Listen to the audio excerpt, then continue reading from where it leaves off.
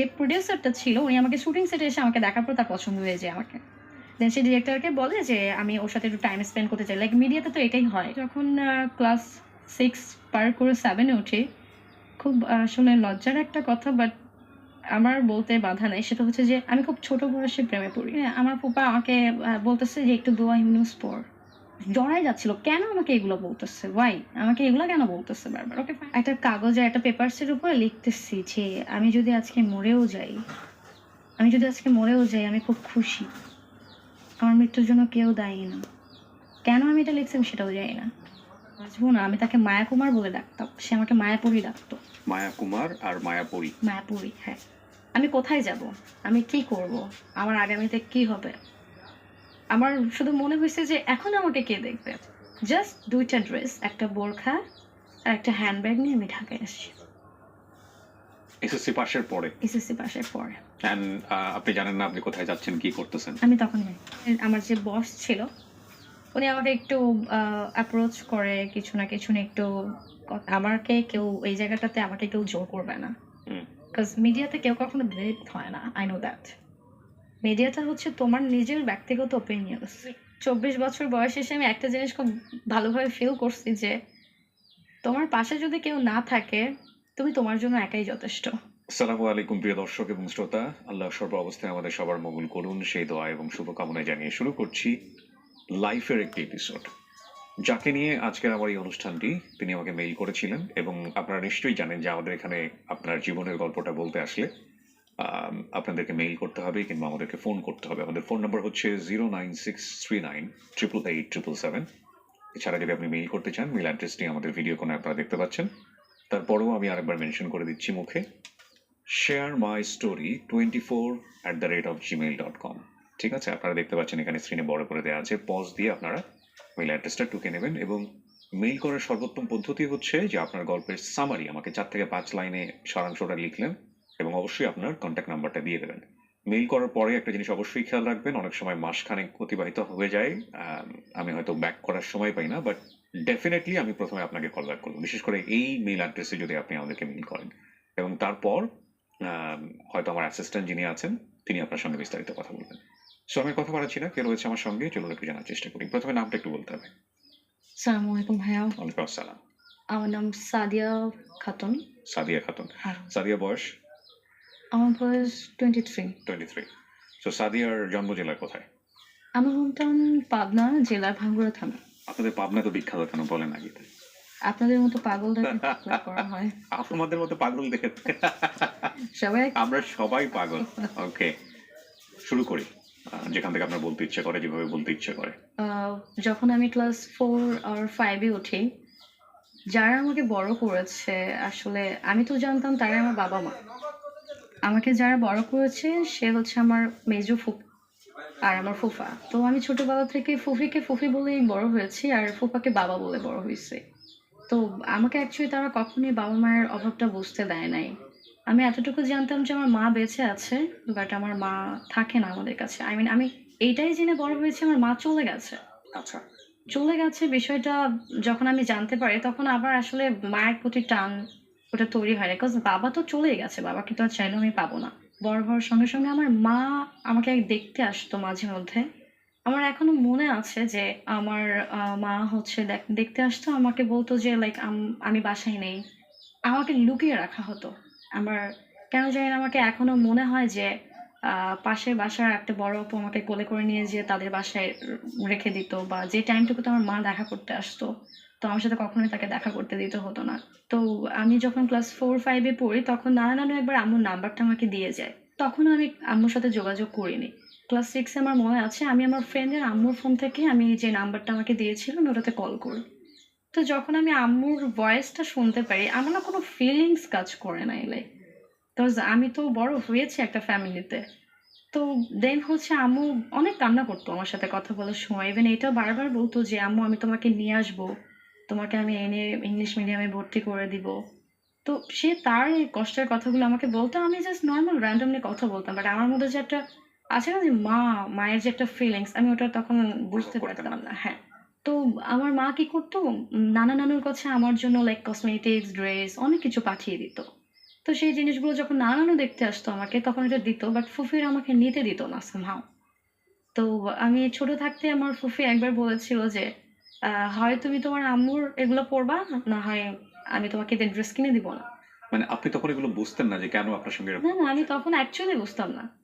তো কাজ আমি তো তাকেই মা জানি, আমি তো বাবা জানি। কিন্তু আমি যখন চারপাশ থেকে সারাউন্ডিং থেকে শুনতাম যে you have a mother, so ওই টাইমটুকুতে আমি জাস্ট ফিল করি যে আমার বাবা বেঁচে নাই, এরা আমার ফুফা ফুফি। বাট আমি কখনো ফুফা ফুফি চিন্তা করতাম না, যেহেতু ফুফিকে ফুফি বলেই ডাকতাম। বাট বাবা ফুফাকে বাবা বলে ডাকতাম। বাসায় কেউ যদি এসে বলতো যে আপনার কয় ছেলে মেয়ে, বলতো 3 ছেলে মেয়ে। আমি ওইটা ওইটা ফিল করে বড় হয়েছি, ওইটা জেনে বড় হয়েছে। কখনো বলতো না যে আমার ভাস্তি হয়, আমার ভাইয়ের মেয়ে আমি মানুষ করি, এটা কখনো বলতো না, বলতো যে আমার মেয়ে। যখন ক্লাস 6 পার করে 7-এ উঠি, খুব আসলে লজ্জার একটা কথা, বাট আমার বলতে বাধা নাই, সেটা হচ্ছে যে আমি খুব ছোট বয়সে প্রেমে পড়ি। আমাকে আমার বাবা, আই মিন আমার ফুফা জেনে আমাকে ড্যাম লাভ করতো।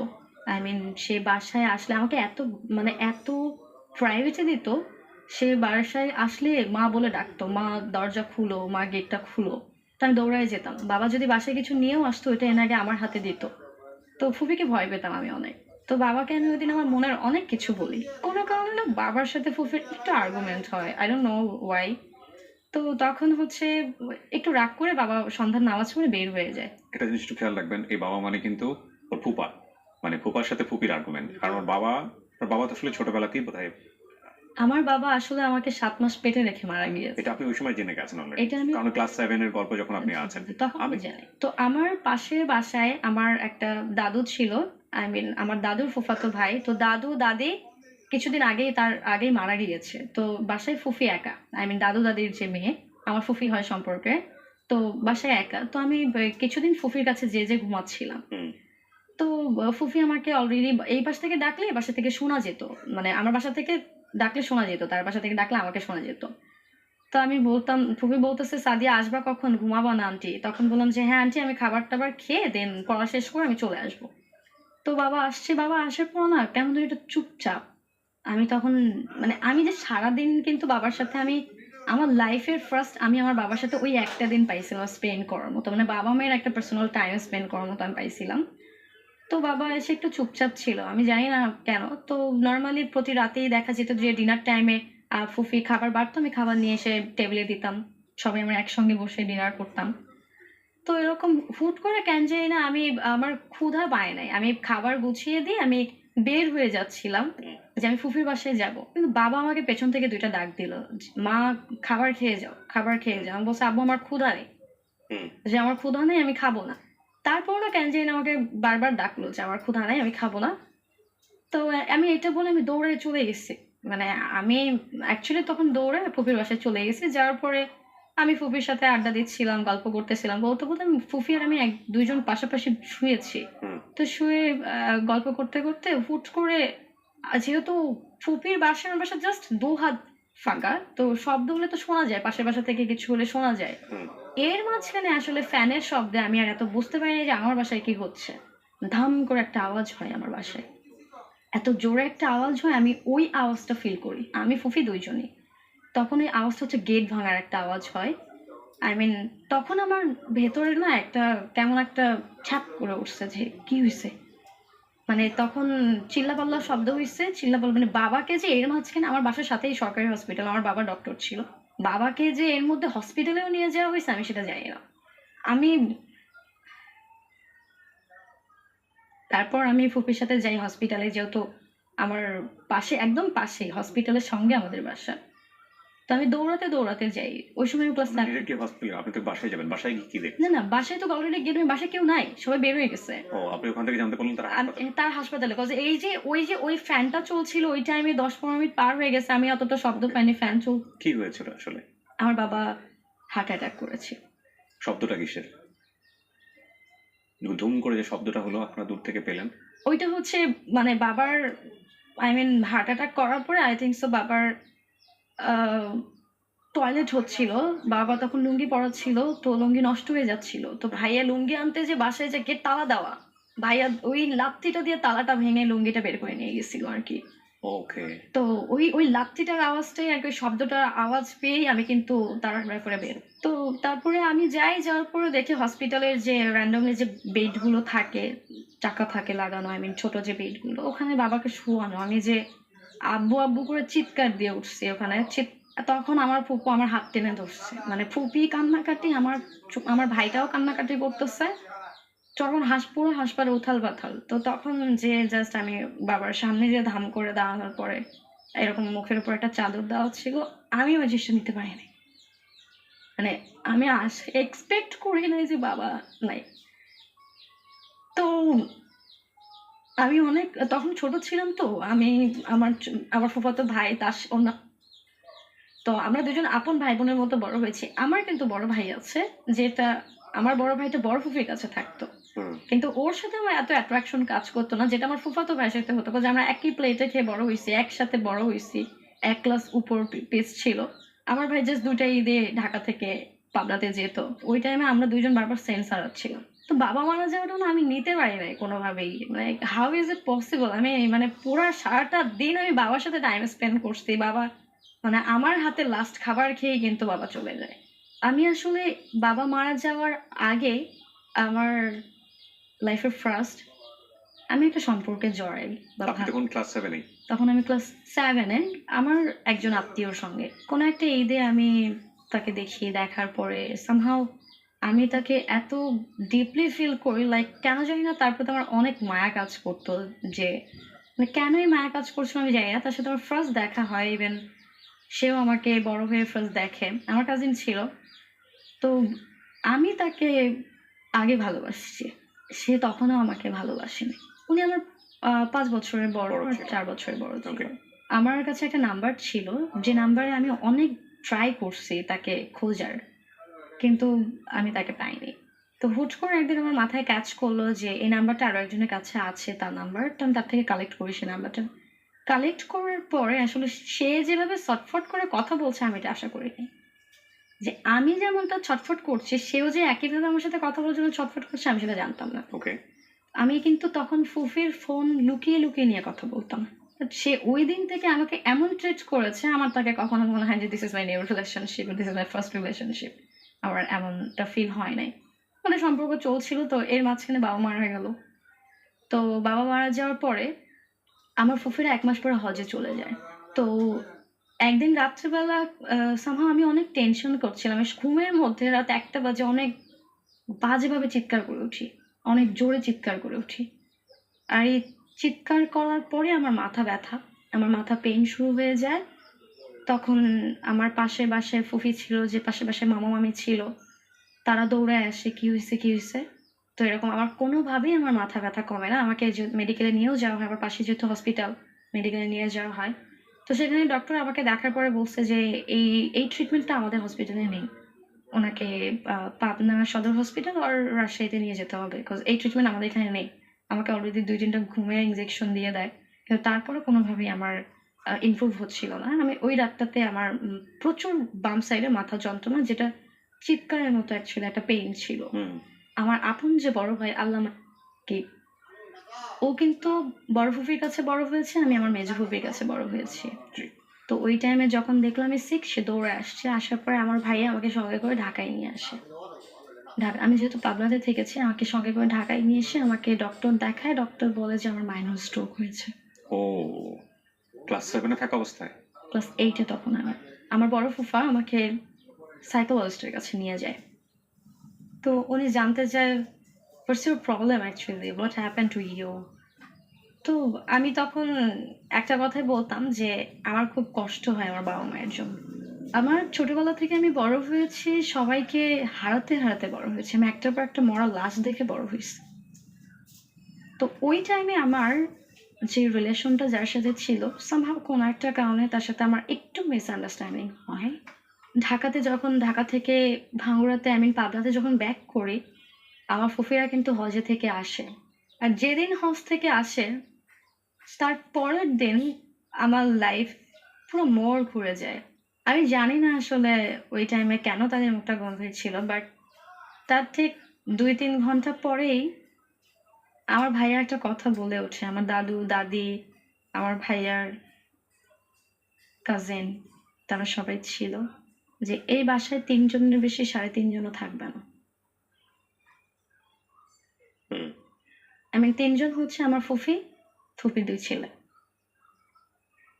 আর আমি তো মেয়ে ছিলাম। তো আমাকে দিত ৪ জন।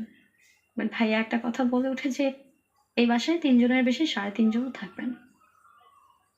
তো এই কথাটা শোনার পরে আমি মানে তখনও বুঝতে পারিনি যে তখন কি আপনার ফ্যামিলিতে আপনাদের অ্যাফেয়ার্স এর কথা জানে? সবাই জানে বিষয়টা? তখন অ্যাফেয়ার্স এর কথা মানে আপনাকে এতটা হঠাৎ করে অপছন্দ হয়ে যাওয়ার কারণটা কি? না, তখন এতটাও জানতো না। বাট আমি অ্যাকচুয়ালি জানতাম না যে কেন এই কথা বলছে। হুম। তো ফুফি এসে তার পরের দিন শ্বশুরবাড়িতে চলে গেছে। আমি বাসায় একা। তো ভাইয়া আসছে জামাকাপড় নিতে হয়তোবা। এসে আমাকে বলছে, "তুমি এখানে কি করো?" আমি বলছি যে, "কি করি মানে? তুমি এখনো বাসা থেকে যাও নাই?" "আমি কোথায় যাবো? তুমি জানো তুমি কোথায় যাবা? এই বাসাতে ৩ জনের বেশি ৩.৫ জনও থাকতে পারবে না।" ফুফি পরের দিন আবার চলে আসছে। আসার পরে আমি ফুফিকে বললাম যে, "আন্টি ভাইয়া আমাকে এই কথা বলছে।" আমার ফুফি আমাকে বলে যে, "দেখো আমার মাথার উপরে গার্জিয়ান নাই। আমার ছেলেরা এখন আমার সব।" আমি বললাম, "ফুফি কয়েকদিন পরে" আমি তখন ক্লাস 8 এ। কয়েকদিন পরে আমার জিএসসি পরীক্ষার আগে যে টেস্ট পরীক্ষা হয়, কয়দিন পর আমার পরীক্ষা শুরু। আমি কিভাবে পরীক্ষা দেব? তো ফুপি বলতেছে, "তুমি ছোট ফুপির কাছে চলে যাও।" আই মিন আমাদের থানার পাশের যে থানাটা, সেখানেই আমার ফুফি, ছোট ফুফি থাকে। তো বলছে যে, "তুমি ছোট ফুপির কাছে চলে যাও।" আমি বললাম যে, "ছোট ফুপির ওখান থেকে এসে প্রতিদিন পরীক্ষা দেওয়া তো আমার জন্য কষ্ট হয়ে যাবে।" তখন আমার ফুফি আমাকে বলতেছে যে, "ফুফু তোমার রক্তের ফুফু না?" আমাকে এটা বলছে। তখন আমি না লাইফের ১ম আমার ফুফিকে বলছি, "আপনিও তো আমার রক্তের ফুফি। আপনি কেন চলে যেতে বলছেন?" সো ইন দ্য মিনটাইম আপনার আপন মায়ের সাথে কি আপনার সম্পর্ক ছিল? নো। একেবারে ফুল অফ। তখন তো হ্যাঁ, লভ কোথায় আছে, কিভাবে আছে আপনি আমি জানেন? জানি না বা আমার আম্মু ওরকম যায় না। আমার মা আচ্ছা বাবা মারা যায় যেদিন, আই মিন আমার ফুফা মারা যায় যেদিন, সেদিন আমি আম্মুকে ফোন দিয়ে বলছিলাম যে ফুফা মারা গেছে। ওইটাই জাস্ট। মা ইন্টারেস্ট দেখায়নি আপনার ব্যাপারে যে তুমি আসো আমার কাছে চলে ওইটা আসো? তো সবসময় বলে। কিন্তু ওই দিনটাতে মারা যাওয়ার ওই দিনটাতে তখন একটু আম্মু মন খারাপ হইছে, একটু কষ্ট পাইছে। তো আমাকে ওইভাবে রাখছে। তো বলছে যে, "তুমি আমার কাছে আসবা কবে? তুমি আমার কাছে চলে আসছো সো তো।" আপনার তো অপশন ছিল তখন। তো অপশন ছিল তখন বাট আমি তখন মানে আপনি মেনে নিতে পারছেন না মেনে বিষয়টা। নিতে পারছি না। আমার সামনে পরীক্ষা। আমি তো পড়ালেখা করছি। আমি স্টুডেন্ট হিসেবে খারাপও ছিলাম না মোটামুটি। তো আমাকে চলে যাওয়াটা দেখে আমাকে আমার বাসার পাশে আন্টিরা অনেকবার আটকানোর ট্রাই করছে। "তুমি আমার বাসায় থাকো। আমার কাছে আসো। আন্টি রাগ করলে নিয়ে যাও।" আর আমি কারোর কথা শুনি নাই। আমি বাসা থেকে বের হয়ে যাই। বের হয়ে যাওয়ার সময় আমি তখন জানি না আমি কোথায় যাবো। মনে পড়ে যে পাশের এলাকা হচ্ছে আমার ছোট দাদু থাকে। ছোট দাদুর বাসায় আমি ছোট দাদুর কাছে চলে যাই। ছোট দাদুর ওখান থেকে আমার স্কুল খুবই কাছে ছিল। জাস্ট 5 মিনিটস লাগতো। দাদু যখন জিজ্ঞেস করে, "কি হইছে?" আমি কান্নাকাটি করে বলি যে, "আমাকে বাসা থেকে বের করে দেওয়া হইছে।" দাদুর রুম থেকে আমি বড় চাচুর বাসায় রুমে চলে গেলাম। ওখানে থেকে আমি আমার জিএসসি পরীক্ষার টেস্ট পরীক্ষাগুলো দেই। ওখানে যেহেতু আমার ওই যে মেডিসিন গুলা কিন্তু কন্টিনিউয়াসলি আমার চলে। ওখান থেকে আমি জিএসসি ফাইনাল এক্সাম দিলাম। ফাইনাল এক্সাম দেওয়ার শেষ তো ১.৫ মাসের ছুটি হলো আমার। ঢাকা আমার বড় ফুফির বাসায় আমি তখন চলে আসলাম। তো তখন আমার মাথায় আসে যে আমার মায়ের সাথে যোগাযোগের বিষয়টা। ওই সময়টাতে কিন্তু আমার যার সাথে সম্পর্ক ছিল তার সাথে কিন্তু যোগাযোগ অফ ছিল। জাস্ট বিকজ অফ তার সাথে আমার একটু মনোমালিন্য হইছিল। এরকমও একটা অফ যে সে আমার লাইফ থেকে হয়তো চলেই গেছে। লাইক এরকম একটা অফ ছিল। তো ওইদিন রাতে আম্মুর সাথে কথা বলি ৩ ঘন্টা। তারপরে পরের দিন ১৬ই ডিসেম্বর চলেন। সকালবেলা আম্মুকে ফোন দিয়েছিলাম আমি। যেহেতু লুকিয়ে, লুকিয়েই কথা বলছি। আম্মু আমাকে জাস্ট বলছে যে, "মামুনি আমি তোমাকে ১ ঘন্টা পরে বাসায় যেয়ে কল দিচ্ছি।" randomly সারাটা দিন আমি যেমন রুটিন তেমন করার পরে সন্ধ্যার পরে আমাকে জোরে ডাকছে। ডাকার পরে বলছে, "ফোন দে।" ফোনটা ঠাস করে নিয়ে নিছি আমার থেকে। কি হয়েছে আমি কিছুই জানি না। তো আমার সামনে একটা হুট করে ফোন আসছে। আম্মুরা বাইরে চলে গেছে। যাওয়ার পরে কথা বলতেছে। কথা বলে টলে আসার পরে বলতেছে যে, "কালকে তোর আম্মুর সাথে কথা বলছিলি, কি কথা বলছিলি?" বাট এই যে আমার মা কিন্তু ওই টাইমে আমার বড় ফুফাকে ফোন দিয়ে হাউমাউ করে কান্না করছে যে, "আমি আমার মেয়েটাকে আমার কাছে ৭ টা দিন রাখতে চাই।" আমার মেয়েটাকে তো আমি কখনো কাছে থেকে দেখি নাই, বড় হইছে। তো রাখতে চাই। কিন্তু আমার ফুফা, আমার ভাই দুজনেই না করে দেয়। তো পরে সকালবেলা আমাকে ভোরবেলা ডাকা হইছে। আমাকে প্রতিদিন রাত্রেবেলা আমি ১০টা বাজে ঘুমিয়ে যেতাম, সকাল ৮ টায় উঠতাম। ভোর ৬টা বাজে ফুফি আমাকে ডেকে উঠাইছে, বলতেছে যে, "তোমরা বাড়ি যাও। দাদুর একটু শরীর খারাপ। তোমার ফুফার সাথে বাড়িতে যাও।" আমি খুব খুশি। আমার দাদুর বাড়িতে সরিষার ফুল হয় প্রতি বছর। আমি ৪ বছর দেখি না, আমি যাবো। আমি আমার একটা কার্টুনের ব্যাগ ছিল। ব্যাগের মধ্যে ইচ্ছামতো জামাকাপড় তুলছি, ওষুধ তুলছি। ফুফি বলতেছে, "এতদিন তো থাকবা না। একটা জামা নিয়ে যাও জাস্ট।" আমি কিন্তু জানি আমি দাদুকে দেখতে যাচ্ছি। তো গেলাম, যাওয়ার পরে আমার আমার যে ছোট চাচার বাসায় আমি থেকেছি, থেকে পরীক্ষা দিয়েছি, সেখানেই আমার ফার্স্ট গিয়েছি। ছোট চাচার শাশুড়ি, আমার সম্পর্কে নানি হয় যিনি, উনি আমাকে হুট করে বলতেছে যে আমাকে কে জানি বললো যে সাদিয়ার মা মারা গেছে, তোর নাকি মা মারা গেছে। আমি বললাম, কি আলাই বলাই কথা বলো, আমার আম্মুর সাথে আমি কালকে রাতে কথা বলছি, আমি এটা বলছি। আমি তখন আমার সেন্সে কাজ করে নাই যে আমি আম্মুর সাথে কালকে কথা বলছি, নানু আম্মুর কিছু হয় না বলে। তাহলে কার কথা বা বললো, আমি তো বুঝতে, মানে সে তো বয়স্ক মানুষ, সে এতটা গুরুত্ব দেয়নি, বাট আমাকে কিন্তু এটা বলে ফেলছে সে। বাট আমি তখন বলছি যে নানু আমার আম্মুর সাথে আমার কালকে আগের দিন কথা হয়েছে 3 ঘন্টা। তখন বলছে তাহলে মনে হয় কার কথা বা শুনলাম। ওকে ফাইন, আমি কোনো রকম রাতটা পার করলাম। আমি তো খুব এক্সাইটেড যে আমার দাদা বাড়িতে যাবো, কারণ আমার দাদা বাড়ি ছিল আমার লাইফে একটা, আমার প্রাণ ছিল। মাঝ রাস্তায় যে আমার ফুফা আমাকে বলতেছে যে তুই একটু স্যালাইনের পানি খা, এটা বলতেছে। আমি স্যালাইনের, এমনি তো আমি স্যালাইনের পানি খেতে পারি না, আমার বমি হয়ে যায়। তুই যদি দাদু বাড়িতে যে যদি সেন্সলেস হয়ে যাস, আমি তো আজব, তুমি সেন্সলেস হবো কেন? পরে বলতেছে যে না একটু স্যালাইন খা, তোর তো শরীর ভালো না, যদি একটা কোনো সমস্যা হয়ে যায়। তো আমি কি করছি, ফুফা ওইদিকে তাকাইছে, আমি মুখের মধ্যে স্যালাইন এদিকে ফেলে দিচ্ছি, ফুফা এটা টেরও পায় নাই। তখন আমাকে ফুফা আরেকটু রাস্তা যেতে যেতে বলতেছে যে চল আজকে তোর নানু বাড়িতে যাই। এদিকে আমি মনে মনে বলতেছি সূর্য আজকে কোন দিকে উঠছে, যে যারা আমাকে কোনোদিন নানু বাড়িতে যেতে দেয়নি, মায়ের সাথে যোগাযোগ রাখতে দেয়নি, সে আমাকে বলতেছে যে নানু বাড়িতে যেতে। তখন বলতেছে যে তোর খালামণি, এই আমার বড় ভাই সবাই আসছে, চল তো নানাকে একটু দেখে যাই। আমি আরো খুশি। দেন আমি ফুপার সাথে গেলাম, যাওয়ার পরে নানু বাড়িতে আমি কিন্তু সেই ছোটবেলায় গিয়েছি, পরে কিন্তু এত 2 বছর, 10-12 বছর, 13 বছর কিন্তু কখনো যাইনি। মানে মার চেহারাই মনে নাই। মাকে তো দেখিনি আমি, আমার মাকে তো আমি কখনো দেখি নাই। আমার ক্লাস বেবি ওর যখন 1-এ উঠি, তখন হয়তো আমাকে স্কুলে একবার দেখতে আসছিল, কিন্তু লুকায় ফেলছিল আমাকে। ওই যে বললাম, মানে মার সাথে কখনো কোনোদিন দেখা হয়নি। কখনোই দেখা হয়নি আমার মায়ের সাথে। তো তারপরে আমার বড় বড় শক্ত করে আমার হাতটা খালি ধরেছিল। সে সে ভেতরে ভেতরে কেন জানি না একটু ভয় ভয়ে ছিল, যেটা আমি ফিল করছিলাম। কিন্তু আমার শক্ত, আমার কিন্তু হাত ছাড়ে নাই। আমি বোরখা পরতাম, হেজাব করতাম, আমার একদম পরীর বাচ্চার মতো লাগতো লিটারেলি। তো ওই সময় হচ্ছে আমার ফুপা আমাকে বলতেছে যে একটু দোয়া ইউনুস পড়। আমি না আসলে তখন ওই সময়টা আমার কাছে জড়াই যাচ্ছিল, কেন আমাকে এগুলো বলতেছে, ওয়াই আমাকে এগুলো কেন বলতেছে বারবার। ওকে ফাইন, আমি যখন বড় নানুর বাসায় হচ্ছে আমাদের যাইতে হয়, তো আমার নানুর বাসায় পার দিয়ে বড় নানুর বাসায় যেতে হয়, 2-3টা বাসা পরে। তারপরে বড় সামিয়ানা টানানো দেখি, আমি ভাবছি যে হয়তো কারোর বিয়ে, কারোর মুসলমানের অনুষ্ঠান বা কিছু একটা। উঠানের উপরে চেয়ার দিয়ে অনেকেই বসে টসে আছে, তো আমাকে দূর থেকে দেখার পরে আমার মামা নানু সবাই আগে আসছে, বাট কেউ মানে কোনো রকম একটু শব্দও করে না। এসে আমাকে জড়িয়ে ধরে আম্মু কেমন আছো, নানু কেমন আছো। এমনও কেউ বলতেছে যে লাখির মেয়ে আসতেছে, কত সুন্দর দেখা যায়, দেখ পরীর বাচ্চা লাখির মতোই দেখা যায়, লাখির মতো কত উঁচা লম্বা হয়েছে। তো এরকম করতেছিল। ফুফা আমাকে তখনও শক্ত করে হাত ধরে আছে। আমি বাসার ভেতরে ঢুকতে একটা কাঠের বাক্স আমার চোখের সামনে পড়ে। আমি তখন জাস্ট এভাবে বলছি যে কি হয়েছে। আমি চারপাশে একটু কান্নার আওয়াজ পাচ্ছিলাম, বাট আমাকে দেখার পর সবাই থেমে গেছে, সবাই থেমে গেছে, সবাই, এভরিবডি। আমি জাস্ট বলছি কি হয়েছে। তখন কতক্ষণ কন্ট্রোল করবে ফুফা। 2টা দিন পরে আমাকে বলতেছে, তখন আমাকে আমার ফুফার হাত ছেড়ে দিছে, বলতেছে তোর মা আর নাই। এটা বলতেছে। তখন বলছে নাই, কই গেছে। আমিও না তখন আমার অ্যাকচুয়ালি ঘুমের ওষুধ চলতেছিল। আমি লিটারেলি ওই টাইমটুকুতে আমি জাস্ট সাইকোটিকই হয়ে থাকতাম। আমি এত ভালোভাবে সবকিছু কেয়ার করতাম না। জাস্ট নিচে বসে পড়ি, আর কোনো মুখ দিয়ে কথা বের হয় নাই, কান্নাও করি নাই। পাশ থেকে সবাই প্যাম্পার করতেছে, বাট আমি কাউকেই দেখতে পাচ্ছি না, কারোর কথা শুনছি না। আমি লিটারেলি আমার জগতে, আমি কোথায় গেছি আমি জানি না। দেন চোখে মুখে পানি দেওয়ার পরে সবাই পাশে থেকে নানুরা সবাই বলতেছিল যে ওকে একটু কান্না করাও, ওকে একটু কান্না করাও, ও তো এভাবে মারা যাবে, আমি তো 8টার লেগে মারা যাবো। আমি তো কান্না করতেছি না বা আমি কোনো কথা বলতেছি না, এটা একদম আটকে গেছে আমার। তো আমাকে সবাই কান্না করতে বলছে। আমার ভাইকে আমি দেখতে পাচ্ছি, আমার ভাই ওইখানেই বসে আছে।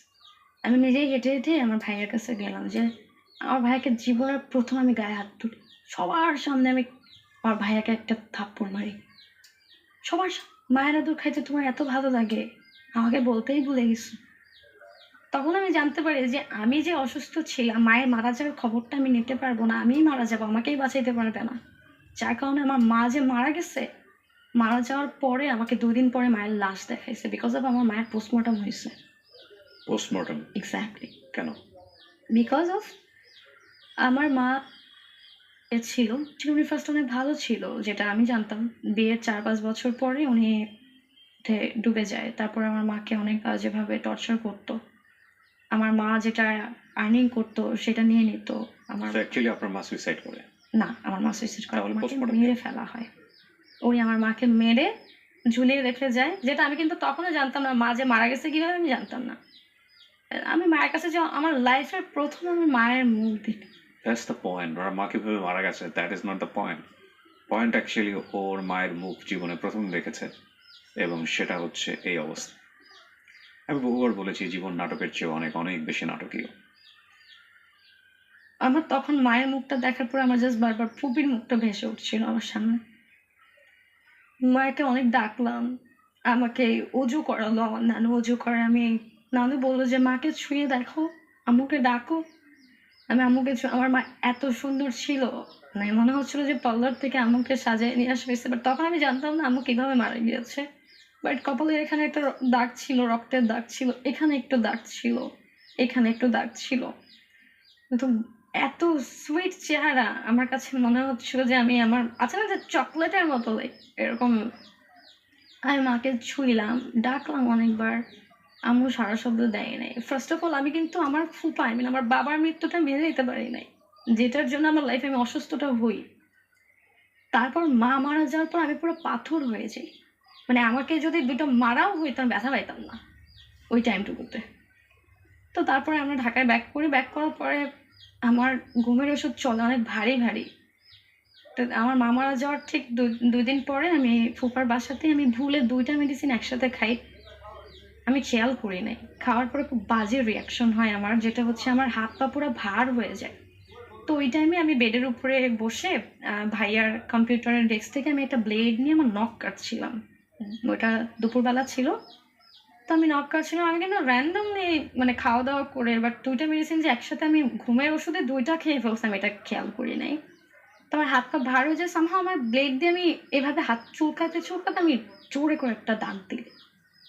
আমার এখনো হাতের কাটা দাগ আছে এখানে। ওহো! অনেক। তো এই দাগটা ফার্স্টের দাগ ছিল, যেটা আমি কোনো ফিল পাই নাই। ওই টাইমে আমার হাত দেখতে এত ভালো লাগছিল, আমি ইচ্ছা করে না এগুলো দিচ্ছিলাম, ক্র্যাশ করছিলাম এখানে ব্লেড দিয়ে। আমি না কোনো ব্যথা পাচ্ছিলাম, যেহেতু আমার পুরো শরীর ছেড়ে দিছে।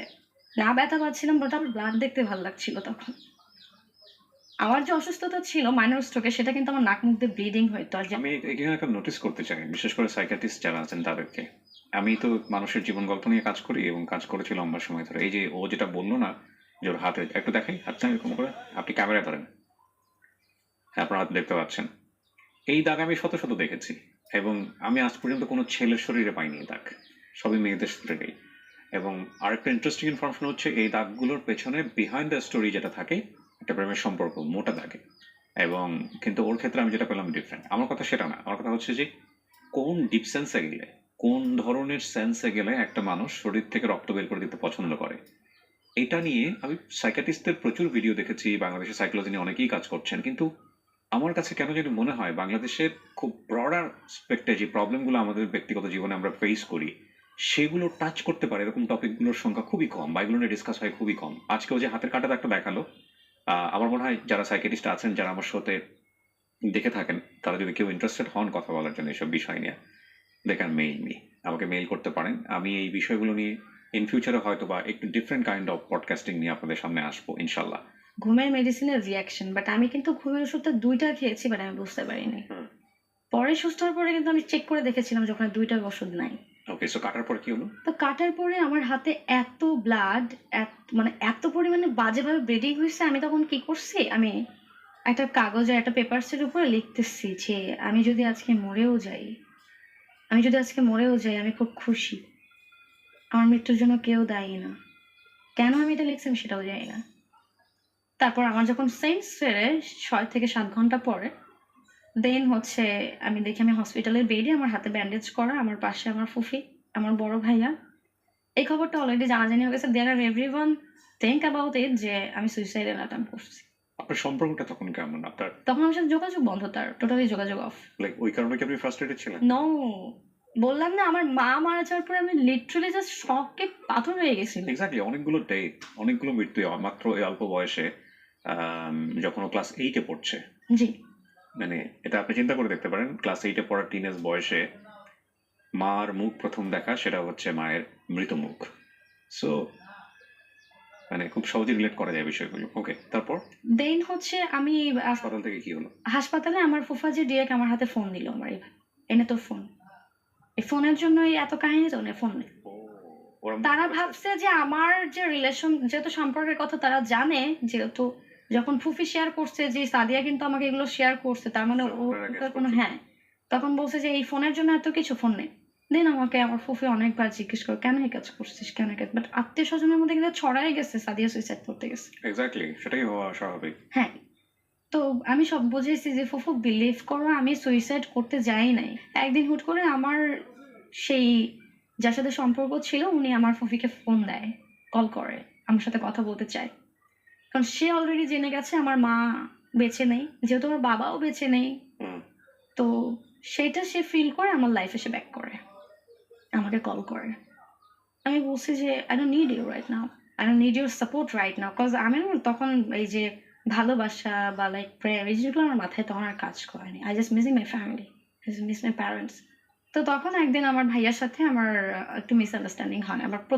আমার বড় ভাই আমি দুইজনে দাদা বাড়িতে তখন। তো ভাইয়াকে কেউ না কেউ এসে বলছিল যে সামহাও আমি হয়তো বা কারোর সাথে দাঁড়িয়ে রাস্তায় কথা বলছি, বাট আমি কিন্তু কাউকে চিনি না। গ্রাম, আমি প্রতি বছর 2 বার দাদু বাড়িতে ঈদে যেতাম, তো আমি কাউকে চিনি না বাড়ির আশেপাশে ছাড়া। তো আমার ভাইয়া না কারো একজনের সাথে রাগারাগি করে এসে আই থিঙ্ক সো ওই রাগটা আমার উপরে ছাড়ে। আমার ভাই লাইফের ফার্স্ট আমাকে এত বাজেভাবে মারে, এত বাজেভাবে আঘাত করে, মানে যে আঘাতটা আমি সহ্য করতে পারি নাই। আমার জায়গায় জায়গায় রক্তের দাগ, কাটা দাগ, কপাল ফেটে, মাথা ফেটে যাওয়া।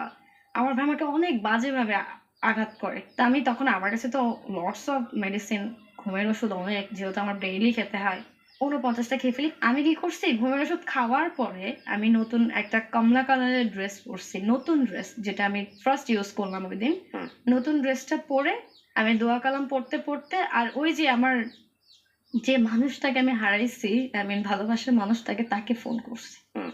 সে ফোন রিসিভ করছে, রিসিভ করার পরে বলছে যে, আমি জাস্ট বলছি যে আমি মনে হয় আজকে বাঁচবো না। আমি তাকে মায়া কুমার বলে ডাকতাম, সে আমাকে মায়াপুরি ডাকতো। মায়া কুমার আর মায়াপুরী। মায়াপুরি, হ্যাঁ।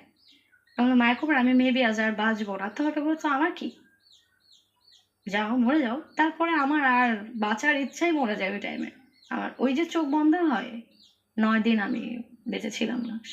9 দিন কোথায় ছিলেন? কোমায় ছিলাম আমি, মানে পরে স্টোরিটা কার কাছ থেকে শুনেছেন? আপনাকে না? পরের স্টোরিটা আমার ভাইয়া বলেছে, ফুফি বলেছে। তো ওই টাইমে আমি পুরো বডি নীল হয়ে গিয়েছিল। আমার ডক্টর বলেছে যে আমাকে আর বাঁচাতে পারবে না। 9টা দিন আমার পুরো বডি নীল হয়ে গিয়েছিল। ডক্টর বলছে যে আমরা ওনাকে বাঁচাতে পারবো না, এখন আল্লাহ তাআলাই পারবে ওনাকে বাঁচাইতে। আপনারা আত্মীয় স্বজন যারা আছে তাদেরকে খবর দেন, দেখে যেতে বলেন, আমরা বাঁচাতে পারবো না। তো আজকে আপনার এখানে আসবো বিধায়, আপনার সাথে দেখা হবে বিধায় ওই দিন আমার কেনিয়া আঙ্গুল নাড়া দিয়ে উঠছে 9 দিনের। তো by the way, her sense of humour is so good. এটা হয়তো অনেকটা আপনারা দেখতে পাবেন না, ভিডিওতে অনেক কিছু এডিট করে ফেলতে হয়েছে। ওকে, বাই দ্য ওয়ে, হ্যাঁ, সো প্লিজ। আমার কেনিয়া আঙ্গুল নাড়া দিয়ে উঠে আমি বেঁচে যাই। আমি তখন তো ডক্টর আশ্চর্য হয়ে যায়, বাট আমার উপরে তখন আমার ফুপির আরো রাগ। তখন আমার ভাইয়াকে অ্যাটলাস বলেই ফেলে যে ওকে বিষ খেয়ে মেরে ফেললি না কেন, মরতে গেছে কেন, মরতে গেল কেন। সব আমার উপর রাগ স্বাভাবিক, কারণ আমি নামাজ কালাম পড়ে বড় হয়েছি। একটা মজার বিষয় হচ্ছে যে এই আচরণগুলো সাধারণত যারা করেন তারা অনেক বেশি সিম্প্যাথি পাওয়ার জন্য করেন। অনেক বেশি মানুষ তাদেরকে ইমোশনালি অ্যাটাচ হোক, ভালোবাসা দেখ বুঝুক, এটার জন্য করেন। কিন্তু আসলে যারা রাগী মানুষ, এসব জিনিস দেখে রাগে, তারা কিন্তু এইসব দেখে আসলেই সিম্পাথাইজ হয় না, না, তারা আরো বেশি রেগে যায়। আরো বেশি। হ্যাঁ, হ্যাঁ, এই তো হচ্ছে আমি বিষয়। সুস্থ হয়ে যাওয়ার পর কিন্তু আমাকে কেউ দেখতে আসে না, কেউ দেখতে আসে না। আমার জাস্ট বড় ভাইয়া আসে, মানে ঢাকা থেকে বড় ভাইয়া যায়, যাওয়ার পরে ভাইয়া তখন মাথায় হাত রেখে একটা কথাই বলে যে লাইফ ইজ সো টাফ, কেবলমাত্র শুরু, এখনো অনেক দূর যেতে হবে তোমাকে। True. আমার বড় ফুফু আমাকে একটা কথা বলেছিল যে সাদিয়া তুই তো লাইফ থেকে মায়া কাটিয়ে ফেল, এই মায়া তোর জীবনটা ধ্বংস করে দেবে। ইটস ডেফিনেটলি ট্রু যে আমি মায়া আমার জীবনটা ধ্বংস করে দিছিল ওই টাইমে। তো দেন আমি এসএসসি পরীক্ষা যেহেতু আমি বড় হয়েছি কিন্তু আমার নিজের বাসায় ফুফির কাছে। তো সেখানে আমি না থেকে আমি আসলে হোস্টেলে যেতে হয় আমাকে। আমাকে হোস্টেলে যেয়ে আমার হোস্টেল খরচ চালাইছিলাম আমি তখন ১ম আমার লাইফের ফার্স্ট ইনকাম আমি টিউশনি করাই তখন। তখন এসএসসি পরীক্ষার আগে? এসএসসি পরীক্ষার আগে আমি তখন আল্লাহ দিলে একটু সুস্থ ভালো মানে সুস্থ ছিলাম বাট মাথা ব্যথা যাচ্ছিল। মানে হোস্টেলে আপনাকে যেতে হলো কেন? কারণ আপনি কোথাও আসলে কমফোর্ট ফিল করছিলেন না। না আমি নিজে থেকে আর কোথাও যাই নাই। অ্যান্ড দেন কিভাবে চলবো তখন থিংক করলাম যে আমি যে সাবজেক্ট গুলো ভালো জানি আমি সেই টিউশনি সাবজেক্ট করব। টিউশনি করাতে পারি। ওকে, ফাইন। তো আমি ৬ টা বাচ্চাকে টিউশনি করতাম। মান্থলি আমার ৩,০০০ প্লাস আমার কাছে আসতো। ৩,০০০ প্লাস ওই সময়ে। ৳৩,০০০ দিয়ে আমার সুন্দর চলে যেত। আমার হোস্টেল খরচ হোস্টেল খরচ সহ? কম ছিল। ৳১৮০০ টোটাল ছিল। ওকে। খাওয়া সহকারে সবকিছু মিলে ৳১৮০০ ছিল। জাস্ট সিম ভাড়া ছিল হচ্ছে আপনার ৳৭০০ দেন বাকি ঢাকাতে? নো পাবনাতে। পাবনাতে? জি, ওকে। তখন আমাকে আমার ফ্রেন্ডরা বলত যে, "তোর নিজের বাসা এখানে। তোর বাসা থাকলে তুই হোস্টেলে কেন থাকছিস?" আমি বলছি, "this is my opinion. It's my choice." হুম। তো হোয়াটএভার ইট ইস আমি এতটা গুরুত্ব দিতাম না, এভয়েড করে যেতাম বিষয়গুলো। আমি কোথায় যাব? আমি কি করব? আমার আগামীতে কি হবে? আমার জীবনটা ঘুরে যায়। তখন ওই সময়টাতে আমার আমার শুধু মনে হইছে যে, এখন আমাকে কে দেখবে? এখন কে দেখবে আমাকে? তবে এসএসসি পরীক্ষা দিতে পেরেছি আমার বড় ভাইয়ের জন্য। আই মিন আমার ফ্যামিলির আমার বড় ফুফাতো ভাইয়ের জন্য। বিকজ অফ ভাইয়া আমাকে রেজিস্ট্রেশনের টাকা পাঠিয়েছিল। যার কারণে আমি এসএসসি পরীক্ষাটা দিতে পারি।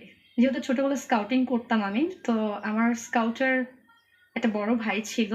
বাট ওই সময় তার সাথে আমার ফ্রেন্ডশিপ ছিল। একটা গুড বন্ডিং ছিল। তো ঢাকায় থাক তো তার সাথে আমার যোগাযোগ হওয়ার পরে সে আমাকে ঢাকায় বলে যে, "তুই চলে আয়। তুই চলে আয়।" আমি স্কাউটিং এ অনেক ভালো ছিলাম। গার্লস গাইড কমান্ডার ছিলাম রাজশাহী বিভাগে। তো তখন আমি চলে আসি ঢাকাতে। আসার পরে ও একটা হেলথ ল্যাবে জব করতো। তো ওর সাথে যে ওর সিনিয়র বা ওর সমবয়সী যারা কলিগরা ছিল, তো সেই আপুর একটা বাসায় মানে আমার হেলথ ল্যাবের পাশেই তখন মিরপুর শেওড়াপাড়াতে, সেই আপুর বাসায় আমাকে সে উঠায় দেয়। আমার জীবনের স্ট্রাগলটা ওই জায়গা থেকে শুরু হয়ে যায়। ওই পয়েন্টটা থেকে যখন আমি ২ টা জামা নিয়ে, ২ টা ড্রেস নিয়ে জাস্ট জাস্ট ২ টা ড্রেস, একটা বোরখা আর একটা হ্যান্ডব্যাগ নিয়ে আমি ঢাকায় আসি। এসএসসি পাশের পরে? এসএসসি পাশের পরে। অ্যান্ড আপনি জানেন না আপনি কোথায় যাচ্ছেন, কি করতেছেন। আমি তখন জানি না। আমার কাছে জাস্ট ৳২৬০ ছিল। মাথার উপরে হাত রাখার মতো কেউ নাই। জবাবদিহিতা করার আম কোনো জায়গা নাই এবং খুবই টিনেজ একটা বয়স। হুম। তখন আমার ১৭ বছর বয়স। আমার স্কাউটের বড় ভাইয়া ছিল। তো ওই সময় ও আমার এত ভালো বন্ধু হয়ে যায়, তুই তো করের একটা বন্ডিং হয়েছে। ওকে আমি অন্তু বলে ডাকতাম। অন্তরের জন্য আমি ঢাকাতে একটা থাকার জায়গা পাই, আমি খাওয়ার জন্য খাবার পাই। অন্তর নিজে জব করে আমাকে ৳১,০০০-২,০০০ দিত যে, "তুই কিছু কিনে খা, তোর বাসা ভাড়া" আমাকে ৩ মাসের ভাড়াও দিয়েছিল। হুম। আমি কিছুই করি না। তখন আমি কি করব? আমার কাছে তখন ফোন ছিল না। আমার তখন একটা বাটন ফোন ছিল। আমার স্মার্টফোন ছিল না যে আমি স্মার্টফোনের মাধ্যমে আমি জবের জন্য এপ্লাই করব, আমি কিছু করব। তো ইন দ্য মিন টাইম অ অন্তরের সাথে আমার ওই টাইমে মানে আছে না যে লাইক মনে হচ্ছিল যে ও ছাড়া তখন আমার কেউ নাই। বাট ও কিন্তু আমার বড় ভাই প্লাস আমার বন্ধু হয়ে গেছে তখন। বিকজ অফ ওই টাইমে ওরও রিলেশনশিপ ছিল। এমন না যে ওর সাথে আমার কোনো রিলেশন ছিল। কিছুই না। ও জাস্ট আমার ফ্রেন্ড ছিল। করোনা চলে আসলো। মানে আমি আজকে করোনা হয়ে মারা গেলে হয়তো আমাকে কেউ দেখতে পারবে না। না ভাইয়া দেখতে পারবে বা না কেউ দেখতে পারবে না ওই টাইমটাতে। করোনার মাঝখানে ব্যাক করার পরে আমি একদিন আমার একটা ফ্রেন্ডের স্মার্টফোন ও আমাকে দেয়। ওর যেহেতু এক্সট্রা একটা ফোন ছিল। দেওয়ার পরে আমি ওই ফোন থেকে আমি কয়েকটা জায়গায় জবের জন্য এপ্লাই করি। আমার একদিনে ৬ টা জব হয়। একদিনে আমি মিনিমাম ২০ টার মতো এপ্লাই করছি। একদিনে আমি ২০ টার মতো সিভি পাঠাইছি। একেক জায়গায় ড্রপ করছি যেটা বিডি জবস যেটাকে বলা হয়। তো আমাকে একটা আমার ফ্রেন্ড ৳৫,০০০ দিয়ে আমাকে হেল্প করে। দেন আমি ৳৫,০০০ দিয়ে জবে জয়েন করি। জয়েন করার পরে আমার সেলারি ছিল ১৮,০০০। ৳১৫,০০০ আলোচনা সাপেক্ষে আমি ৩ মাস জবে। আমার কাছে ওই টাকা মনে হইছে আমি লাখ টাকা পাইছি। ৩ মাস চাকরি করার পর আমি কিছু টাকা জমাই। জমানোর পর আমার একটা ফোন এমার্জেন্সি একটা ফোন আমি নিজে টাকা দিয়ে ফোন কিনি। নতুন করে একটা Facebook অ্যাকাউন্ট করি। আমার লাইফে আমি একটা মানুষকে না ভুলতে পেরে কোনোদিন কোনো রিলেশনে যেতে পারিনি। মানে তখন কি রিলেশনশিপটা আপনার ব্রেকআপ হয়ে গেছে ওর সঙ্গে? আমার সাথে কোনো যোগাযোগ নাই তার। মানে কোনো লাস্ট কোনো ওয়ার্ড ছিল না? কোনো যোগাযোগ নাই। তাকে অনেক ভালোবাসছি। আমি মানে আপনি ব্যাপারটা কেমন ছিল যে আপনি তার জন্য ওয়েট করছিলেন সে আপনার সঙ্গে যোগাযোগ? ও তাহলে আমি জানতাম সে আর ফিরবে না। কোনো কারণে আপনাদের মিসআন্ডারস্ট্যান্ডিং হয়েছে? তারপর আমি তাকে কখনোই ভুলতে পারি নাই। আমি ওই সময় তাকে কখনোই ভুলতে পারি নাই। বা আমি এখন যদি দাঁড়িয়ে বলি, আমি আজও তাকে ভুলি নাই। শুধু সেটা আমি আজও তাকে ভুলি নাই। তো ওই চিন্তাটা করে আমি অ্যাকচুয়ালি কখনো রিলেশনশিপে যেতে পারি নাই। কোনো রিলেশনে যেতে পারি নাই। টাকাকে আমি জিনিসটা চিনে গেলাম। This is money actually. তো দেন হচ্ছে একদিন আমি যেখানে জব করছিলাম সেখানে আমার যে বস ছিল, উনি আমাকে একটু অ্যাপ্রোচ করে কিছু না কিছু নিয়ে একটু কথা বলে যেটা আমার আসলে একটু পছন্দ হয়নি। উনি আমাকে একটু টিচ করে বসে যেটা আমি শুরুতে একটু ভয় পাই। বা তখন আমি আসলে ওই লাইফটা আমি ঢাকা শহর তো তখন ভালো মতো চিনি না। জানি না আমি মানুষজনকে ডাবল মিনিং সেন্টেন্স। এক্সাক্টলি। তো উনি যখন আমাকে ডাবল মিনিং করে আমি তখন আমার জবটা ছেড়ে দিই। তো ওই মোমেন্টে আমার মাথার উপর এসে দাঁড়ায় আমার খালা, যাকে আমি আজ মা বলে ডাকি। যাদের সাথে কিন্তু কোনোদিন কমিউনিকেশন করতে দেয়নি আমাকে আমার ফ্যামিলি। তো ওই সময় আমি আমার খালামণিকে পাই। ওখানে আমি আমার আরেকটা ফ্যামিলি পেয়ে যাই। মানে স্ট্রাগলের মাথায় এসে আমি শুরুতে এসে আরেকটা ফ্যামিলি পেয়ে যাই। তো ওই সময় আমার নিজের একটা কলিগ উনি আমাকে বলে যে আমাকে সবাই জান্নাত বলে ডাকতো যেহেতু আমার ভালো নাম হচ্ছে সাদিয়া জান্নাতি। কলিগ উনি আমাকে বলে যে, "জান্নাত ম্যাম আপনার মানে লুক অনেক সুন্দর। আমার নিজের একটা বাইং হাউস আছে। আমি আপনার কিছু ছবি তুলতে চাই।" কে বলে এটা? আমার একটা কলিগ, উনার নিজের একটা বাইং হাউস ছিল। যেহেতু উনিও চাকরি ছেড়ে দিয়েছিল কোনো একটা রিজনে। তো তখন আমি রাজি হয়ে গেলাম যে ছবিই তো উঠাবে, সমস্যা নেই। তো তখন হচ্ছে ছবির হাটবাজার নামে একটা অ্যাপস ছিল। তো ওই সময় তো তখন আমার ১০ থেকে ১২ টা ছবি তোলার পরে আমাকে না উনি ৳৫,০০০ আমার হাতে দেয়। আমার মাথায় তখন একটা চিন্তা আসে যে আমি যদি ১ মাস কষ্ট করে ৳১৮,০০০ সেলারি পাই, আর একটা ছবি তুলে যদি আর একটা দিন যদি আমি ৫ টা ড্রেস পরে ছবি তুললাম, আমাকে ৳৫,০০০ দেওয়া হলো, এটাই তো আমার জন্য গুড অপশন। এইখান থেকে আমি যখন ৩-৪ টা ছবি আপলোড করলাম, দেন দেখি আমার Facebook অ্যাকাউন্টে কেউ মিডিয়া রিলেটেড আমাকে নক করছে। হুম, আমি ধীরে ধীরে মিডিয়ার সাথে যুক্ত হয়ে গেলাম। ওকে। দেন মিডিয়ার সাথে যুক্ত হয়ে যাওয়া বলতে গেলে ১ম এখানে মিডিয়া বলতে যেটা বোঝাচ্ছে উনি সেটা হচ্ছে it's a photoshoot like YouTube media, actually not mainstream media. কারণ উনি আসলে বেশ কিছু কাজ করেছেন। আমি যেটা দেখেছি এই নাটকগুলো বেসিক্যালি আপনার হচ্ছে সোশ্যাল মিডিয়ার জন্য নির্মাণ করা হয়। ওকে, ফাইন। বাট ফটোশুটের জায়গাটাতে আমি কখনোই মানে আমাকে কেউ কোনো ইঙ্গিত করেনি, কেউ কোনো ডাবল মিনিং করেনি, কেউ কোনো বাজে কথা বলেনি। তো এট লাস্ট আমার ৪-৫ টা কাজ হয়ে যাওয়ার পরে আমাকে একজন মিউজিক ভিডিওর জন্য আমাকে নক করে। তো তখন ফার্স্ট গান হচ্ছে আসিফ আকবর। আসিফ আকবর ভাইয়ের ১ম গানে আমি ১ম শুট করি। বাট আমি কিন্তু তখন আসলে জানতাম না যে অ্যাক্টিং লাইক কিভাবে করতে হয়। বাট ছোটবেলা থেকে নাচ, গান এটা রিলিজ হয়েছে আসিফ আকবর সাহেবের এটা নিয়ে? অনেক আগে আসলে ভিডিও আমি নিজেও আর খুঁজে পাই না। ওকে। তো তখন আসলে ফার্স্ট অফ অল আমি যেটা জানতে পারি সেটা হচ্ছে মিডিয়াতে গিভ অ্যান্ড টেক বলে একটা সাবজেক্ট ইউজ হয়। হুম, যেটা কম বেশি আমরা সবাই জানি। বাট ওই সময়টাতে আমি ফার্স্ট এ তো এত জানতাম না এটা। তো আমিও হ্যারাস হয়েছি। মিডিয়াতে হ্যারাসটা এমন হয়েছে যে আমাকে কোনো শুটিং এ গেলে আমাকে কেউ কিছু বলে নিয়ে যেত না ফার্স্ট। আমাকে এটা বলত না যে তোমার সাথে আমার এটা এরকম কিছু একটা হতে পারে বা এরকম আমরা কিছু করতে পারি।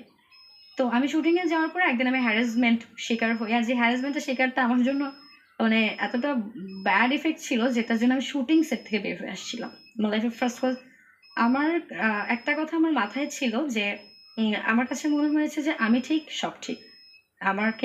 এই জায়গাটাতে আমাকে কেউ জোর করবে না। হুম, 'কজ মিডিয়াতে কেউ কখনো ব্রেথ হয় না। I know that. মিডিয়াটা হচ্ছে তোমার নিজের ব্যক্তিগত ওপিনিয়নস।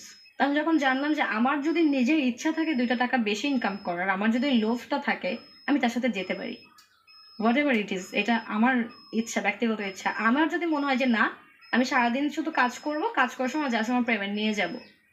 এটা করতে পারি। তো আমি কিন্তু অলরেডি হ্যারাস হইছি। তারপর আমি বের হয়ে গেছি। হ্যারাসটা কোথায় হইছে? যে ডিরেক্টর ছিল উনি অ্যাকচুয়ালি আমাকে কোনো অফার করেনি। উনি কোনো বাজে অফার করেনি, কিছুই না। বাট যে প্রোডিউসারটা ছিল উনি আমাকে শুটিং সেটে এসে আমাকে দেখার পর তার পছন্দ হয়ে যায় আমাকে। দেন সে ডিরেক্টরকে বলে যে আমি ওর সাথে একটু টাইম স্পেন্ড করতে চাই। লাইক মিডিয়াতে তো এটাই হয়। রাইট? মিডিয়াতে এরকমটাই হয়ে আসে। অনেকেই হয়। অনেকেই হয়তোবা কেউ বলে বাট কেউ বলে না। সো আমার জায়গাতে আমি এরকম একটা হ্যারাসমেন্ট এর শিকার হই। বাট আমি তখন আসলেও এই জায়গাটা এতটা ভালো তখন আমি প্রফেশনাল না। আমি জাস্ট ফার্স্ট মানে নিউ ফেস। সো তখন আমি শুটিং সেট থেকে বের হয়ে যাওয়ার পরে আমার পেমেন্ট ছিল ৳৫,০০০ তখন ওই সময়ে ৪-৫ টা কাজের পরে। দেন হচ্ছে আমাকে ভাইয়া নিজেই ২,০০০ টাকা বিকাশে পাঠিয়ে দেয়। যেহেতু আমাকে শুটিং এ নিয়ে আসা হইছে, আমি এখান থেকে বের হয়ে গেছি। ঐদিন রাত্রেবেলা শুটিং শেষ করে যেয়ে ভাইয়া আমাকে নিজে বলে যে, "আপু মিডিয়াটা হচ্ছে এটা, এটা।" উনার কথা মাথায় রেখে আমি গত ৪ বছর মিডিয়াতে কাজ করছি। আর যে কথাটার জন্য আমি মিডিয়াতে সুন্দরভাবে কাজ করতে পারছি। কোনো বাজে অফার থেকে শুরু করে এভরিথিং আমি সুন্দর করে মেইনটেইন করে কাজ করতে পারছি। তো আমি যখন আমি মিউজিক ভিডিও কাজ করতে হঠাৎ করে আমার নাটকের অফার আসে। তো আমার অ্যাক্টিং এর প্রতি একটু আলাদা একটা ফ্যাসিনেশন ছিল। তো তখন আমি অ্যাক্টিং এ ঢুকে যাই। অ্যাক্টিং এ ঢুকে যাওয়ার পর থেকে আমার মিউজিক ভিডিওর দিকে আর তাকাতে হয়নি। তখন আমাকে আর পেছন ঘুরে তাকাতে হয় নাই। তখন আমি মোটামুটি সপ্তাহে ৩ দিন ৪ দিন ইনকাম করছি। তখন আমি অ্যাকচুয়ালি টাকা কখনোই গুছাইতাম না। আমার না নিজস্ব কোনো ব্যাংক ব্যালেন্স ছিল, না পার্সোনালি কোনো ব্যাংক ব্যালেন্স ছিল। আমি কখনোই কিছু করতাম না। আমি জাস্ট খরচ করতাম। তারপরে আমি যে আমার যে স্ট্রাগলিং যে লাইফটা, আই মিন আমার যে আপুর সাথে শেয়ারে থাকতাম, সেখান থেকে আমি সাবলেট নিলাম। সাবলেট মানে এক রুমে আমি নিলাম, রুম নিলাম। কিছু ফার্নিচার করলাম, মানে একটা বেড করলাম, একটা লেখাপড়ার কি অবস্থা তখন? আমি লেখাপড়া তখন কন্টিনিউয়াসলি করছি। ওকে। মানে লেখাপড়ার পাশাপাশি হচ্ছে হ্যাঁ, এই ধরনের করোনার সময় তো ১ বছর এমনিতেও আমাদের সবার লস হয়ে গেছে। রাইট। তো তারপরে আমার যে মিডিয়া যে আমি যে ইনকাম করছি সেটা দিয়ে আমি কলেজে ভর্তি হই। কলেজে ভর্তি হওয়ার পরে আমি আ আর্টস সাবজেক্টটা নিয়ে যেহেতু আমি কিন্তু সায়েন্স পড়ে আসছি। রাইট। মানে ওর যেটা হয়েছে যে নিজের পয়সা ইনকাম করে নিজে পড়াশোনা করছে, নিজের খরচ নিজে চালাচ্ছে এবং ভবিষ্যৎটা নিজের হাতে গড়ার চেষ্টা করছে। রাইট। সো ইন্টারমিডিয়েট পাস করলেন আপনি ওই সময়টাতে। না, ইন্টারমিডিয়েট পাস করার আগ মুহূর্তে হচ্ছে আমার মোটামুটি আমি বেশ কিছু কাজ করে অনেকটা এগিয়ে আসছি। এইচএসসি আমার হচ্ছে আমার ২১ এ পরীক্ষা দেওয়া, ২২ এ আমি সার্টিফিকেটটা পাই। এগুলো সব নিজের পড়াশোনা হ্যাঁ, নিজের সব খরচে। নিজের টাকায় আমি করেছি। আমার ইভেন আমি আমার বাসায় আমার বাসা শিফট করি আমি। মানে পুরো একটা ফ্ল্যাট নেই। নিয়ে আমার বড় ভাইয়াকে আমি আমার কাছে নিয়ে আসি। মাশাআল্লাহ। এখন কি মানে আপনারা দুজন একসঙ্গে না, থাকেন? এখন আপাতত একসাথে নেই। ভাইয়া already married. He perfect. Have a baby right now. তো আমি আমার ভাইয়াকে নিয়ে এসে ইভেন দেন ওই সময় আমার ভাইয়া বেকার। আমার ভাইয়া কিছু করে না। সো আপনি সাপোর্ট দিয়েছেন। আমি সাপোর্ট দিয়েছি। ইভেন আমি আমার ভাইয়াকে পরিচিত বড় ভাইয়ের মাধ্যমে জবেও ঢুকিয়েছি ওই টাইমে। তো আমরা ২ ভাই বোন ভালোই চলছিল। রাইট নাও আপনি পড়াশোনা করছেন? এখন আমি পড়াশোনা আমি ছাড়িনি। 'কজ এটা আমার মানে কি পড়ছেন আপনি? আমি এখন বিএসএস ডিগ্রি করছি রাজশাহীতে। তো আমি 2nd বর্ষে আছি। তো আমার আর ১.৫ বছর মনে হয় পড়ালেখা শেষ হয়ে যাবে। এর মাঝখানে আমার যে বড় ফুপি উনি কিন্তু আমার সাথে কখনোই যোগাযোগ অফ করেনি। উনি আমার সাথে লুকিয়ে দেখা করছে। লুকিয়ে আমাকে খাবার দিছে, এটা ওটা দিয়েছে। আর আমার খালামণি তো আছেই। আমি তাকেই পেয়ে গেছি ওই সময়। এভাবেই আমার আসলে ৬ বছর কেটে যায়। তো এই যে এখন আমার অলমোস্ট ২৪ বছর পড়বে।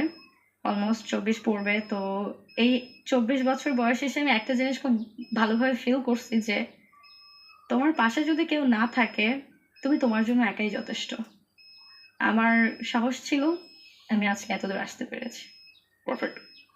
আমার মনে হয় প্রশ্নটা করার প্রয়োজন নাই যে সাদিয়া কেন আজকে এই গল্পটা এখানে বলতে এসছে। আমি একটা জিনিস বিশ্বাস করি প্রত্যেকেরই গল্প আছে। সেই গল্পে কেউ ভিলেন আছে, কেউ নায়কের ভূমিকায় আছে, কেউ উম একেবারে না বলার মতো জায়গায় আছে। তবে এগুলো জাস্টিফাইড না। কারণ যে ব্যক্তিগুলো ওনার জীবনে কষ্টে বা দাগ ফেলে গেছেন তাদেরও যুক্তি আছে সেই জায়গা থেকে। আমরা সেই বিষয়গুলোকে ফোকাস করব না। কিন্তু ওর লাইফের যে প্যারাডাইমটা সেখানে একটা মারাত্মক রকমের শক্তিশালী জায়গাটা হচ্ছে জন্মের পর থেকে একটা শিশুকে যে অবস্থায় থাকা উচিত ছিল ফ্যামিলির ভেতরে, ও সেই পরিবেশটা পায়নি। ও অসংখ্য মৃত্যু দেখেছে, যেই মৃত্যুটা ওকে একসময় সুস্থ জীবন থেকে দূরে সরিয়ে দিচ্ছিল। তারপরে ও থেমে যায়নি এবং ও বারবার ঘুরে দাঁড়ানোর চেষ্টা করেছে। আমাদের মতো এরকম পিতৃতান্ত্রিক সমাজে, যেখানে প্রতি মুহূর্তেই একটা মানুষ একটা ঘটনাকে আমরা বিভিন্ন জাজমেন্টের মুখোমুখি নেই, সেখানে একটা মেয়ের এরকম বয়সে নিজের পায়ে দাঁড়ানো এবং গণমাধ্যমে বা মিডিয়াতে বা যেটাই বলি না কেন সেখানে কাজ করে লোকচক্ষুকে উপেক্ষা করে নিজের জীবনে বেঁচে থাকার জন্য প্রচেষ্টা বা ইচ্ছা গ্রহণ করা এতটা সহজ নয়। তারপরেও বেঁচে থাকতে হবে, জীবনকে সামনের দিকে এগিয়ে নিতে হবে। সাদিয়া সেই কাজটাই করেছে। তবে আমি আরেকটা কথা বলতে চাই, সেটা হচ্ছে যে আমার স্ট্রাগল ছিল ৬ বছর। তো মাঝখানে ফ্যামিলির সাথে যোগাযোগ হতো। তো তারা একটু ডিটাচ হয়ে গেছিল আরো বেশি। তার কারণে আমি মিডিয়াতে ঢুকেছিলাম জন্য। ছোটবেলা থেকে আমি নামাজ কালাম পড়ে বড় হয়েছি। আমি একটা মানে হাজি ফ্যামিলির মেয়ে ছিলাম। তো আমার ফ্যামিলির সাথে ওটা কখনোই যেত না, যেটা তারা পছন্দ করত না। যার কারণে আরো বেশি দূরে সরিয়ে রেখেছিল। তো তারপরে আমি তাদের কজ আমার লাইফে কখনো প্রেম ভালোবাসা নিয়ে কোনো কষ্ট ছিল না। আমার জীবনে একটাই কষ্ট ছিল যে আমি পরিবারটাকে মিস করতাম। আমার অসুস্থ হলে আমার পাশে কাউকে পেতাম না। আমার মানে আছে না খুব, খুব কষ্ট হলে আমার ফুপিকে আমি আমার ফুফিকে অনেক মিস করি ট্রুলি যেটা। আমার বাবার কথা অনেক মনে পড়ে। আজ আমার ফুফিকে, আমার আমার ফ্যামিলিকে আমি অনেক ভালোবাসি। আমার লাইফে যাই হয়ে যাক না কেন, আমি কোনোদিনও তাদের দোষ দেইনি। কজ আমার কাছে মনে হয়েছে যে আমার ভাগ্যে যা ছিল তাই হয়েছে। আর আমি ওই চিন্তা করে আমি মিডিয়াটা যতদিনই কাজ করেছি মিডিয়াটা লিভ করে দিয়েছি আলহামদুলিল্লাহ। তো মিডিয়াতে এখন আপনি কাজ করছেন? না, আমি আসলে আমার প্রফেশন ছিল না। আমি তো প্যাশন হিসেবেই কাজ করেছি। আমার কখনো নায়িকা হওয়ার ইচ্ছা ছিল না। কজ আমার ওই সময় মাটি শক্ত You করার have হাতে। to survive. বেঁচে থাকার জন্য মানুষ অনেক কিছুই করে। তো প্রিয় দর্শক এবং শ্রোতা, অনেক ধন্যবাদ সাদিয়া। সামনে অনেক দিন পড়ে আছে। You are 24, you are just only 24, but আপনার লাইফের এক্সপিরিয়েন্স আমি বলবো আপনার বয়সের চেয়ে ডবল। সো এটা একটা অ্যাসেট জীবনের জন্য। এটাকে কাজে লাগিয়ে আপনি সামনের দিকে এগিয়ে যাবেন এই প্রত্যাশায় থাকলো। আজকের গল্পটা একটা শান্ত নদীর মতো। আপনি যদি অনুভব করতে পারেন তাহলে অনেক কিছুই নিজের জায়গাটা থেকে রিয়েলাইজ করতে পারবেন। আর যদি জাজমেন্টে নেন সাদিয়া ভালো না মন্দ, তাহলে এই গল্প আপনার কোনো কাজে লাগেনি। শেষ করছি আজকের মতো। আসসালামু আলাইকুম।